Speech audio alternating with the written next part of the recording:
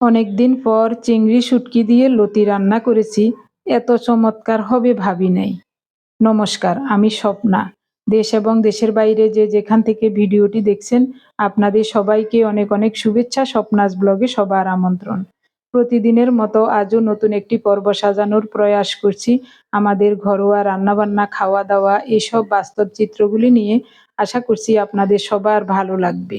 তাই অনুরোধ রইল, পর্বটি প্রথম থেকে শেষ পর্যন্ত দেখুন। চিংড়ি শুটকিগুলো ঝেড়ে বেছে নর্মাল জল দিয়ে ভিজিয়ে রাখবো। এরপর কয়েকবার করে ভাসিয়ে ভাসিয়ে ধুয়ে নেব। এই শুটকিগুলোতে অনেক সময় বালি থাকে, তাই কিছুক্ষণ ভিজিয়ে এরপর ভাসিয়ে ভাসিয়ে ধুয়ে নিলে বালিগুলো চলে যায়। এখন লতি কেটে নেব। এক মুঠো পালং শাকও এনেছিলেন। পার্থ বলেছে লতি খাবে না, তো আমি বলেছি তাহলে ওর জন্য এক মুঠো পালং শাক আনো। শাক, লতি সব কিছু কেটে ধুয়ে পরিষ্কার করে রেডি করে নেব, তারপরে রান্না বসাবো। আপনি যদি এই প্রথম আমাদের ভিডিওটি দেখে থাকেন, সম্পূর্ণ পর্বটি দেখার পর যদি একটু ভালো লাগে, আমার অনুরোধ রইল চ্যানেলটি সাবস্ক্রাইব করে আপনার মূল্যবান মন্তব্যটি লিখে জানাবেন। ফেসবুক থেকে ভিডিওটি দেখে থাকলে পেজটি ফলো, লাইক, শেয়ার করে আপনার মূল্যবান মন্তব্যটি লিখে জানাবেন। যে কোনো গঠনমূলক মন্তব্য করতে পারেন, কোনো সমস্যা নাই। আমি আপনাদের সকল মন্তব্যের উত্তর দেব। আমার প্রিয় ভাই বোন, বন্ধু স্বজন, আপনারা যারা প্রতিনিয়ত ভালোবেসে আমাদের ভিডিওগুলি দেখে যাচ্ছেন এবং ভিডিও দেখে সুন্দর ও গঠনমূলক কমেন্টস করে আমাকে কাজ করার শক্তি এবং সাহস জুগিয়ে যাচ্ছেন, আমি আপনাদের সবাইকে জানাই অজস্র অজস্র ধন্যবাদ, অভিনন্দন এবং কৃতজ্ঞতা। আমি আপনাদেরকে সব সময় বলি, ভিডিও দেখে ভালো লাগলে গঠনমূলক কমেন্টস করতে, যেটা দেখে আমি নতুন কিছু শিখতে পারি এবং জানতে পারি। আমি অতি সাধারণ মানুষ, শুধু রান্না খাওয়া নিয়ে ভিডিও তৈরি করি। এটা দেখে আপনারা সব সময় ভালো বলবেন, আমার ভুল হলেও ভালো বলবেন, সুন্দর বলবেন, চমৎকার বলবেন। এটা আমি কোনোদিনও চাই না এবং চাইবও না। আমার যদি ভুল ত্রুটি হয় কোনো জায়গায়, তাহলে অবশ্যই আপনারা কমেন্টসের মাধ্যমে জানাবেন। সেরকমই গতকালের ভিডিও দেখে আমার একজন প্রিয় মানুষ গৌতম দাদা কলকাতা থেকে লিখেছেন, উনি আমার এবং আমাদের ভালোর জন্য সব সময় লিখেন। আরও আরও সুবুদ্ধি ওনার কাছে পেয়েছি। তেমনই গতকালও লিখেছেন, আমি এখন যেই ফ্যানে রান্না করছি, এইসব ফ্যানে রান্না খেলে ক্ষতি হয়। বিশেষ করে এই ফ্যানগুলোর উপরে যে একটা কালো আবরণ আছে, এটাকে কি বলে আমি জানি না ভালো। এমনিতেই জানি এগুলো হলো ননস্টিক ফ্যান। অনেকদিন আগে নিয়েছিলাম, অনেক রান্নাও করেছি, কিন্তু এখন দেখা যাচ্ছে ওই যে কালো একটা আবরণ আছে, এই আবরণটা উঠে গেছে অনেকটাই। শুধু কিনারায় আছে, মাঝখানে ওই কালো আবরণটা নাই। আমার প্রিয় দাদাভাই গতকাল একটা খুব সুন্দর কমেন্টস করেছিলেন। ওনার কমেন্টসটা দেখে আমার খুব ভয় করছে। এই ফ্যানে আর কোনোদিন রান্না করব না, আজই শেষ। দাদাভাইয়ের কমেন্টসটা পার্থকে দেখিয়েছিলাম।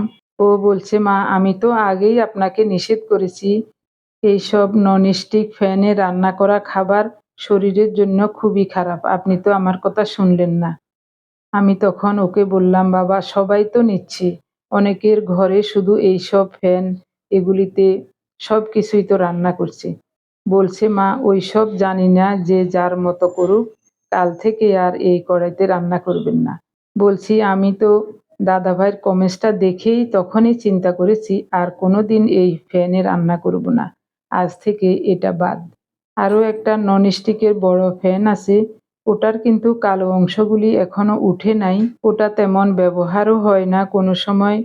অল্প পোলাও, খিচুড়ি, বিরিয়ানি রান্না করলে ওটাতে করি, ওটা তোলাই থাকে, ওটাও আর ব্যবহার করব না। ইন্ডাকশন ওভেনে রান্না করার মতো সেরকম একটা পাত্র নেওয়া ছাড়া এখানে আর রান্না করা যাবে না। গ্যাসের যা দাম বেড়েছে, ভাবছিলাম ইন্ডাকশন ওভেনেই রান্না করব, কিন্তু এখানে আর রান্না করা যাবে না। তো আরেকটা ফ্যান কিনতে হলেও টাকারও প্রয়োজন, সময়েরও প্রয়োজন। দেখি কবে কিনতে পারি। আপনাদের সাথে সুখ দুঃখের গল্প করতে করতে 2টা রান্না হয়ে গেল। এখন লতি রান্না করব। কুচানো রসুন, কাঁচামরিচ এবং পেঁয়াজ নিয়েছি একটু বেশি করে। একেবারে সহজ পদ্ধতিতে লতি রান্না করব। চিংড়ি শুটকিগুলো ভিজিয়ে রেখেছিলাম, এরপরে কয়েকবার করে ভাসিয়ে ভাসিয়ে ধুয়ে নিয়েছি। বালিও ছিল অল্প, 2-1 বার ধোয়ার পর বালি চলে গেছে, তারপরও কয়েকবার করে ধুয়ে নিয়েছি। সাবধানের মাইর নেই। এখন নেব স্বাদ মতো লবণ, 1 চা চামচ হলুদ গুঁড়ো, 1.5 চা চামচ গুঁড়ো মরিচ। শুটকি দিয়ে লতি রান্না করব, একটু ঝাল ঝাল হলেই ভালো লাগবে। লতিগুলো পরিষ্কার করে ধুয়ে নিয়েছি। এখন মশলাগুলো হাত দিয়ে ভালো করে কষলিয়ে মাখিয়ে নেব, এরপরে লতি দেব। আমার প্রিয় ভাই বোন বন্ধু স্বজন, আমি একটু স্বাস্থ্য সচেতন মানুষ। কেউ যদি কোনো অংশে কোনোটা খারাপ বলে, তাহলে ওই জিনিসটা আর ব্যবহার করতে ভালো লাগে না বা খেতেও ভালো লাগে না। সেরকমই ওই ফ্যানটা বাদ দিয়ে দেব, ওটাতে আর রান্না করব না, আজই শেষ। আপনাদের কাছে একটা অনুরোধ রইল, আপনাদের কারো যদি জানা থাকে কোন ধরনের পাত্র স্বাস্থ্যসম্মত এবং ইন্ডাকশন ওভেনে রান্না করার মতো, একটু দয়া করে যদি বলেন, আমি ওই পাত্রটাই নেব। এমনিতেই গৌতম দাদা গতকাল কমেন্টসের মাধ্যমে জানিয়েছিলেন কোন ধরনের পাত্র নিতে হবে। উনি বলছিলেন অ্যামাজন থেকে অর্ডার করতে, তাহলে পেয়ে যাব। কিন্তু উনি তো কলকাতার কথা লিখেছেন, আমি তো বাংলাদেশেই থাকি। এখানে কোথায় ওই ধরনের একটা পাত্র পাবো সেটাই ভাবছি। আপনারা যদি কমেন্টসের মাধ্যমে জানান, যদি নাম বলেন, তাহলে আমি ভেবেচিন্তে ওই ধরনের পাত্রই নেব। 2টা নেব, একটা নেব ভাত ডাল রান্নার জন্য, আরেকটা নেব তরকারি রান্নার জন্য, যেটাতে ভাজা ভুজি শাক মাছ মাংস সবকিছুই রান্না করা যায়। আগেও অনেকবার বলেছি, এখনো বলছি, আমরা অতি সাধারণ মানুষ। এইসব বড়লোকি জিনিসগুলো চিনিও না, কিনতেও পারি না। এই কড়াইটা আরো কয়েক বছর আগে আমার বড় মেয়ে কিনে দিয়েছিল। ও নিজেও একটা কিনেছে, আমাদের জন্য একটা কিনেছে। অনেকদিন আগে একজন ডাক্তারের ভিডিওতে শুনেছিলাম এই ননস্টিক কড়াইতে রান্না খাওয়ার ভয়াবহতা, কিন্তু তেমন গুরুত্ব দেই নাই। এখন আমার প্রিয় দাদাভাই যখন এই কথাটা লিখেছেন, তাহলে কাল থেকে এটা বাদ, আজই শেষ এখানে রান্না। আমি সব সময় মনে করি এবং বিশ্বাস করি, একটা কমেন্টস দেখলে 100 জনের মনের ভাব বোঝা যায়। সেজন্যই আমি সব সময় আপনাদের কমেন্টসকে অনেক গুরুত্ব সহকারে দেখি। যে কোনো মানুষে যেভাবেই কমেন্টস করেন, আমি আপনাদের কমেন্টসগুলি গুরুত্ব সহকারে বিবেচনা করি। আমি জানি আপনারা যারা প্রতিনিয়ত আমাদের ভিডিওগুলি দেখেন এবং কমেন্টস করেন, আপনারা সবাই আমাদেরকে অনেক ভালোবাসেন। আপনাদের কমেন্টস দেখে আমি বুঝতে পারি। তার জন্যই আমার বিশ্বাস আছে আপনারা কেউই আমাদেরকে খারাপ কোনো উপদেশ বা বুদ্ধি দিবেন না। এইসব ইন্ডাকশন ওভেনে ব্যবহার করার মতো ফ্যানগুলি সুপার শপে পাওয়া যায়, কিন্তু কোনটা কিনবো, কী ধরনের কিনবো, এটা এখনো ভেবে পাচ্ছি না। তাই আপনাদের কাছে একটু পরামর্শ চাইছি।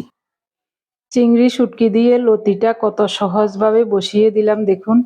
অল্প তাপে একটু সময় নিয়ে খুব সুন্দর মতো রান্না করব। ঝোলটা শুকিয়ে নেব আর লতিগুলো সিদ্ধ হয়ে যাবে এবং লতি ভাঙবে না, ওই রকম করেই রান্না করব। তাহলে খেতে খুব ভালো লাগবে। লতিটা যদি ভেঙে যায় তাহলে নরম হয়ে যাবে বেশি, অত ভালো লাগবে না। এখনো লতি সিদ্ধ হয়ে গেছে, কিন্তু একটু জল রয়েছে, আরও একটু সিদ্ধ হবে। তাই নেড়ে চেড়ে ঢেকে আবারও 10 মিনিটের মতো চুলার উপর রাখবো। চুলার তাপটা এ সময়ে একেবারেই কমিয়ে দেব। 500 তাপমাত্রায় রান্না করব। এ দেখুন 500। তবে আমার কাছে ইন্ডাকশন ওভেনে রান্না খুব ভালো লাগে। অল্প সময়ে খুব সুন্দর মতো মনের মতো রান্না হয়ে যায়। আরেকটা কড়াই নেওয়া পর্যন্ত আপাতত রান্না বন্ধ থাকবে। গতকাল উনি বাইরে থেকে এসে বলছেন 12 কেজি সিলিন্ডার গ্যাসের দাম 2200 টাকা। এ কথা শুনে আমি তো অবাক হয়ে গেলাম। আমি যদি ইন্ডাকশন ওভেনে রান্না করি এত টাকা বিদ্যুৎ বিল আসবে না প্রতি মাসে। এমনিতেই 12 কেজি একটা সিলিন্ডার গ্যাসে আমাদের 1 মাসের একটু বেশি যায়। কি সুন্দর মতো রান্নাটা হয়ে গেল, দেখুন লতিগুলো কিন্তু আস্তই আছে, ভাঙ্গে নাই।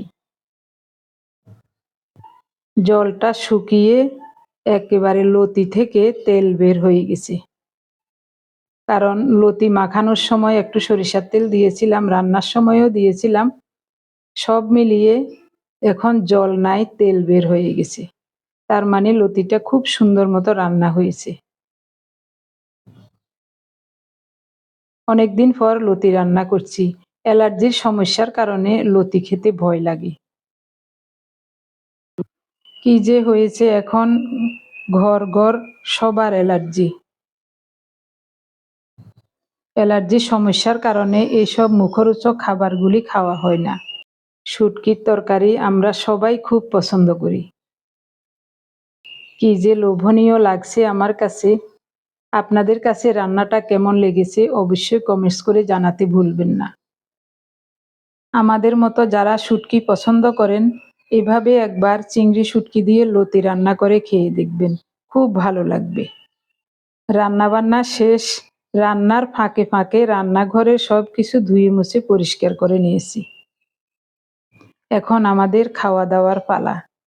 সকালবেলায় লাবণ তৈরি করেছিলাম, তাই কাজের অনেক ঝামেলা ছিল, এই জন্যই আজ হলুদ চাও খাওয়া হয় নাই, কোনো পানীয়ও খাওয়া হয় নাই। আমি শুধু একটু জল খেয়েছি আর উনি 2টা লাবণ খেয়েছেন।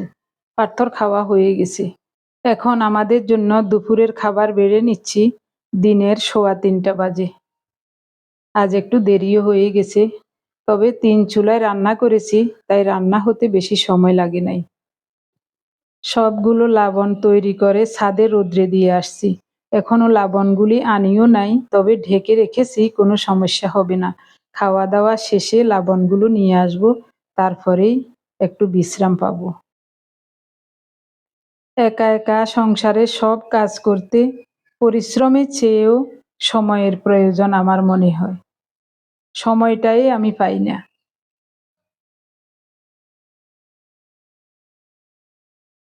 প্রথমে লতি নিচ্ছি। লতিটা দেখতে এতটাই লোভনীয় লাগছে যে মনে হচ্ছে শুধু এটা দিয়েই ভাত খেতে ভালো লাগবে। দেখা যাক।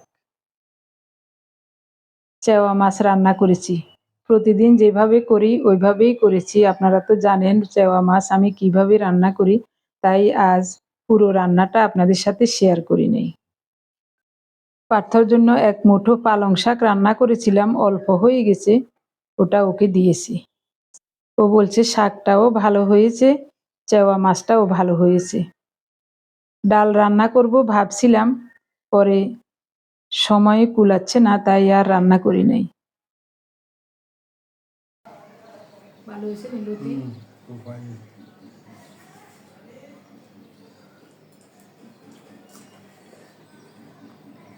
অনেকদিন পর লতি রান্না করছি। লতি ওই অ্যালার্জির কারণে খাইতে ভয় লাগে।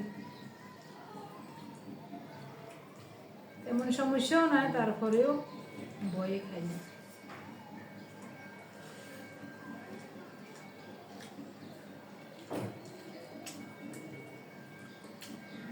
মাগো কি স্বাদ, কি চমৎকার।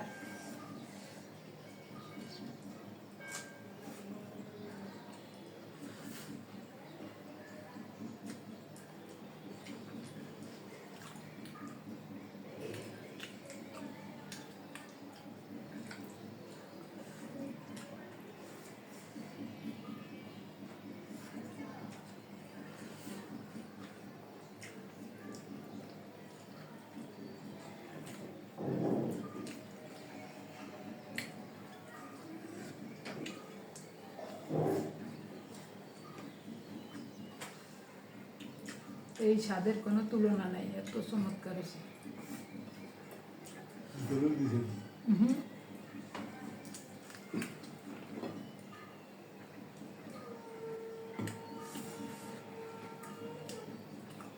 শুধু চিংড়ি শুটকি আর কিছু না।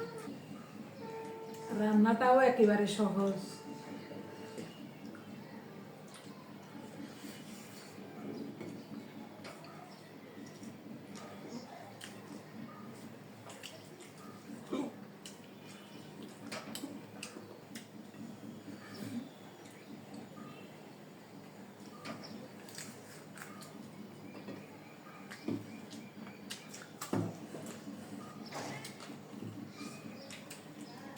কাগজিটা একেবারে কষি।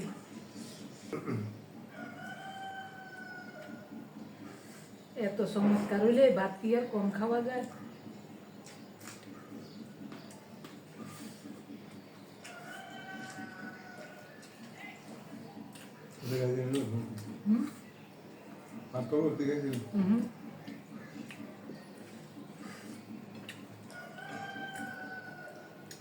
এখন কদ্দুরা রাত্রি খাবো।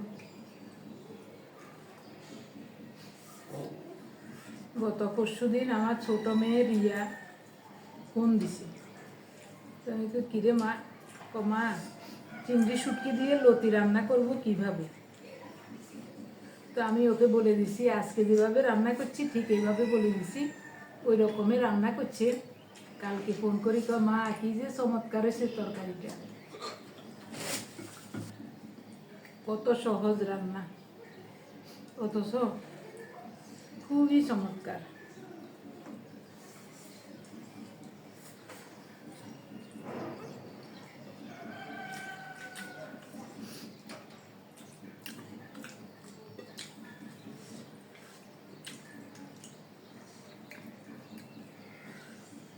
চিংড়ি শুটকিগুলিও দারুণ।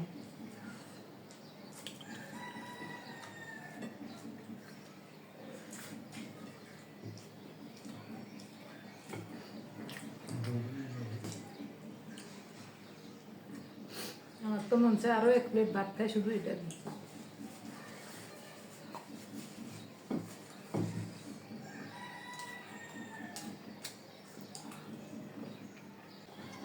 খাওয়া দাওয়া শেষে থালা বাসনগুলো ধুয়ে মুছে পরিষ্কার করে নিয়েছি।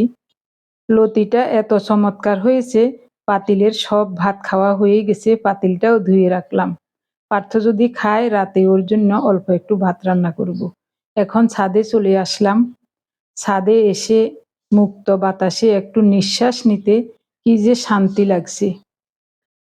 রোদ মৃদু হয়ে গেছে, লবণগুলো আরো আগে নিয়ে গেলে ভালো হতো, কিন্তু আসার সুযোগে পাই নাই।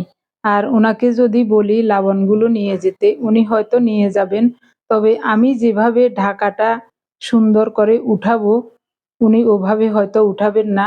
উপর থেকে যদি বালি টালি পড়ে, তার জন্যই আমি নিজেই আসলাম। উনি বলছিলেন আমি নিয়ে আসি, আমি বলছি না আমি আনবো। এভাবে আস্তে করে ঢাকাটা উঠাতে হবে।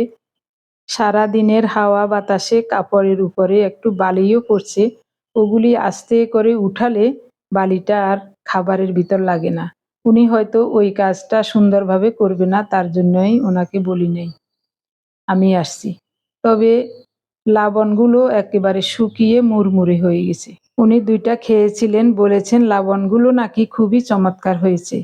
মচমচে থাকা অবস্থায় এগুলি এখন সামলিয়ে রাখবো। আমার প্রিয় ভাই বোন বন্ধু স্বজন, চৈত্র সংক্রান্তি এবং পহেলা বৈশাখ উপলক্ষে আপনাদের কার কার এরকম খইয়ের ছাতু দিয়ে লবণ তৈরির নিয়ম আছে কমেন্টে অবশ্যই জানাতে ভুলবেন না। আর যদি এই নিয়মগুলি না থাকে তাহলে কোন ধরনের নিয়ম আছে সেটাও একটু জানাবেন। আমার এইসব জানতে এবং জানাতে খুব ভালো লাগে। প্রাচীন এই নিয়ম কানুনগুলো অনেকে জানা থাকলেও করেন না ঝামেলার কারণে। আমি কিন্তু প্রতি বছর এইসব নিয়মগুলি করি। যেই সময় যেই নিয়ম পালন করা দরকার জানি, ওগুলি আমি সামান্য হলেও করি। কারণ নতুন প্রজন্মকে জানাতে হবে, শিখাতে হবে, দেখাতে হবে আমাদের ঐতিহ্যগুলি। এইসব ঐতিহ্যগুলি ধরে রাখা মানে আমাদের পূর্বপুরুষদেরকে স্মরণ করা, ওনাদের সাথে কানেকশন রাখা। আমি যদি ঘরে সব সময় আমার মা বাবা শ্বশুর শাশুড়ি মা বা গুরুজনদের কথা সব সময় বলি, ওনাদের আচার অনুষ্ঠানগুলো পালন করি, এইসব দেখে দেখে আমাদের পরবর্তী প্রজন্ম নিয়ম কানুন মানার সাথে সাথে পূর্বপুরুষদের স্মরণ রাখবে এবং পারিবারিক যে একটা মায়া মমতার বন্ধন আছে ওটাও অটুট থাকবে আমার মনে হয়। একজন মাই পারে নিজের সন্তানদেরকে এসব সংস্কার দিতে এবং মায়া মমতার বন্ধন শিখাতে। এছাড়া পৃথিবীর আর কেউ পারবে না। গুটি কয়েকজন ছাড়া আমরা সবাই মা বাবা শ্বশুর শাশুড়ি মাকে অনেক ভালোবাসি। তো আমরা যদি সব সময় ঘরে মা বাবা শ্বশুর শাশুড়ির কথা ছেলে মেয়েদের কাছে গল্প করি, ওনাদের সাথে কাটানো আনন্দের মুহূর্তগুলো নিজের সন্তানদের কাছে বলি, ওরাও উৎসাহিত হয়ে এইসব কথাগুলি মনে রাখবে। মন চায় আপনাদের সাথে আরো অনেক কথা শেয়ার করি, কিন্তু গুছিয়ে বলতে পারি না। সবাই ভালো থাকুন। ধন্যবাদ।